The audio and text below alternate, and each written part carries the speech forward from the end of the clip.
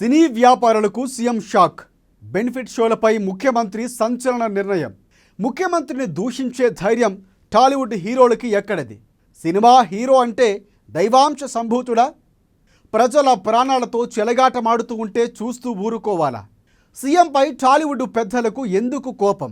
డ్రగ్స్పై ఉక్కుపాదం మోపడాన్ని కూడా కొందరు సహించలేకపోతున్నారా? హీరోల ముసుగులో విర్రవీగి తప్పులు చేసిన వారి లెక్కలు మొదలయ్యాయా?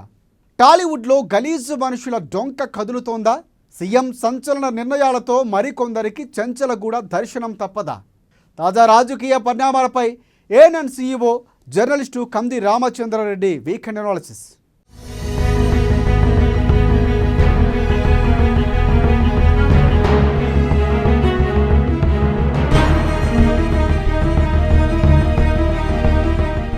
తొక్కిసలాట్లో మహిళ చచ్చిపోయిందా? అయితే నా సినిమా సూపర్ హిట్ అయినట్లే అని అల్లు అర్జున్ పోలీసులతో అన్నాడని శాసనసభ వేదికగా ఎంఐఎం శాసనసభాపక్ష నాయకుడు అక్బరుద్దీన్ అన్నారు. ఎంత ఘోరం, ఎంత వికృతం! సంఘటన జరిగిన నాటి నుంచే కాదు, గత కొంతకాలంగా అల్లు అర్జున్ చర్యలు సినీ పరిశ్రమలో ఉన్న వారందరికీ తెలుసు. సినిమా హీరో అంటే దైవాంశ సంభూతుడా? ప్రజలకు వినోదం పంచి భావోద్వేగాల నుంచి సొమ్ము గిల్లుకునే ఓ పరిశ్రమ. తన సినిమాకు వచ్చిన ఒక మహిళ తొక్కిసలాటలో చనిపోయిందని తెలిసిన మానవత్వాన్ని మరిచి రూఫ్ టాప్ పై ముఖంలో నవ్వులు పులుముకొని చేతులు ఊపుకుంటూ వెళ్ళిన హీరోను ఏమనాలి? నీకేం కాదు, మేమున్నాం, ధైర్యంగా పోరాడు అంటూ ప్రోత్సహించిన సినిమా ప్రముఖులను, ట్విట్టర్లో ముఖ్యమంత్రిని దుమ్మెత్తిపోసి రాజకీయ చలి కాసుకొని తృప్తి పడ్డ నాయకులు ఏమనాలి? హైదరాబాదు పెద్దోళ్ళు కాదనుకున్న గ్రామీణ తెలంగాణ అంతా నెత్తిని పెట్టుకుని రేవంత్ రెడ్డిని ముఖ్యమంత్రి సీట్లో కూర్చోబెట్టింది. వ్యాపార నియమాలు పాటించకుండా ప్రజల ప్రాణాలతో చెలగాటమాడుతూ ఉంటే ఏ ప్రజాప్రభుత్వము ఊరుకోదు. రేవంత్ రెడ్డి లాంటోళ్ళు అసలే ఊరుకోరు. ఎన్నో కొండళ్ళు పిండి చేసి శాశ్వతమనుకున్న కోటళ్ళు బద్దలు కొట్టి గెలిచిన ధీశాలి రేవంత్ రెడ్డి. ఇలాంటి ప్రజా నాయకుడి ముందు ప్రతిపక్షాలు నమ్ముకుని సినీ హీరో చేసిన పనులకు పరిశ్రమంతా ఫలితం అనుభవించాల్సిన పరిస్థితి నెలకొంది. ఎక్కడికి ఒక్కొక్కరిని తొక్కుకుంటూ వచ్చినా ఎదురొచ్చినోడిని ఏసుకుంటూ పోతా. ప్రజల పెద్ద బాధ్యత ఇచ్చారని, ఓపిక సహనంతో ఉన్నాని ముఖ్యమంత్రి రేవంత్ రెడ్డి అనేక సందర్భాల్లో ప్రకటించారు. మరి తారాలోకం గ్రహించాలి వాస్తవం.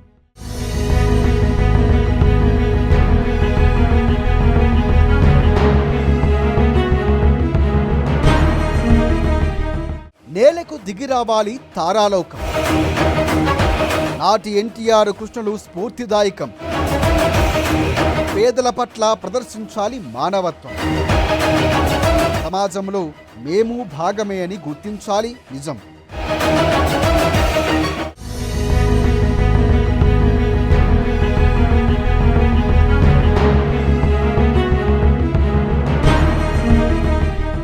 నేటి తరం హీరోలు కొందరు దైవాంశ సంభూతులుగా వ్యవహరిస్తున్నారు.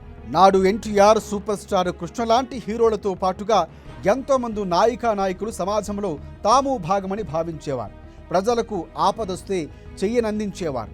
ఎప్పుడూ మానవత్వంతో వ్యవహరించేవారు. ప్రజల్లోకి వెళ్ళేవారు. ప్రజలతో మమేకమయ్యేవారు. ఇప్పుడు సినిమా వ్యాపారం పెరిగినా ఆ స్థాయి మోజు లేకున్నా కొందరు కథానాయకుల పిచ్చి చేష్టలు వారి భవిష్యత్తును చీకటి చేస్తున్నాయి. రేవతి చనిపోయాక థియేటర్ నుంచి వెళ్ళిపోవాలని ఏసీపీ హీరోకి చెప్పినా హీరో వినకుండా సినిమా ముగిసే వరకు థియేటర్లోనే చూస్తా అనటం మంచి పనే అంటారా? మనిషి చేసే పనే అంటారా? ఒక తల్లి చనిపోయి కుమారుడి పరిస్థితి విషమంగా ఉంటే పట్టించుకోకుండా సక్సెస్ సెలబ్రేషన్స్ అంటూ పొరుగు రాష్ట్రాలు తిరగడం సబబు కాదు.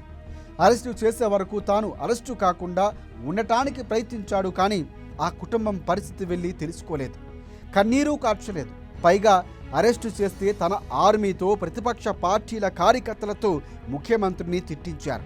ముఖ్యమంత్రికి సవాలుగా ఉదయం నుంచి సాయంత్రం వరకు పరామర్శలు లైవ్ పెట్టారు. ఎందుకు ఈ పరామర్శలు? ముఖ్యమంత్రి తప్పు చేశాడన్న భావన ప్రజలకు కలగాలనా, లేకపోతే బల ప్రదర్శన?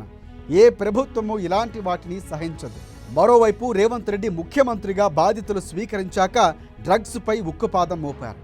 టాలీవుడ్కు డ్రగ్స్కు అనేక లింకులు ఉన్నాయి. దానిపై విచారిస్తే మరికొందరికి కూడా చెంచలగూడ తప్పదు.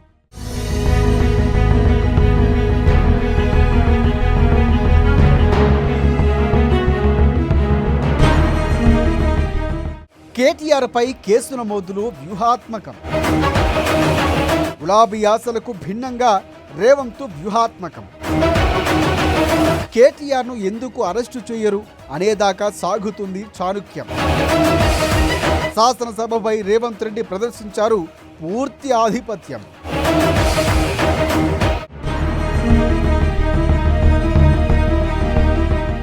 ఫార్ములా ఈ రేసు వ్యవహారంలో బీఆర్ఎస్ నేత కేటీఆర్పై ఏసీబీ కేసు నమోదు చేసింది. కేటీఆర్ స్టేట్మెంట్లోనూ అనుమతి లేకుండా విదేశీ సంస్థలకు డబ్బులు బదిలీ చేసినట్లు అంగీకరించారు. ప్రజాధనం ఏకపక్షంగా బదిలీ చేయడం భారత చట్టాల ప్రకారం పూర్తి తప్పు. గతంలో జగన్పై నమోదైన తరహాలో ఫెమా ఉల్లంఘనలు, ఇతర అనేక కేసులు ఇక్కడ పెట్టవచ్చు. ఏసీబీ ఈడీతోనే ఆగుతుందా? సిబిఐకి కూడా కేసు వెళుతుందా? ముందు ఏం జరుగుతోంది అన్నది ఊహకందనిది. మరికొందరు ఎమ్మెల్యేలు కాంగ్రెస్లోకి కూడా రావచ్చు. బీఆర్ఎస్కు ఇప్పుడున్నంత స్వేచ్ఛ ముందు ఉండకపోవచ్చు.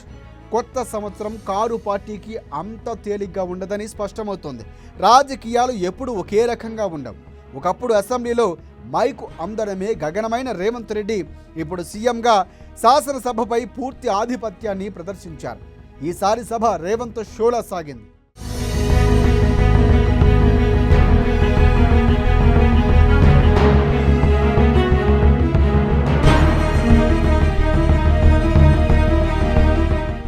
ఇది ఈ వారం వీకెండ్ అనాలిసిస్. వచ్చే వారం వీకెండ్ అనాలిసిస్లో మళ్ళీ కలుసుకుందాం. అంతవరకు చూస్తూనే ఉండండి ఏఎన్ఎన్ న్యూస్.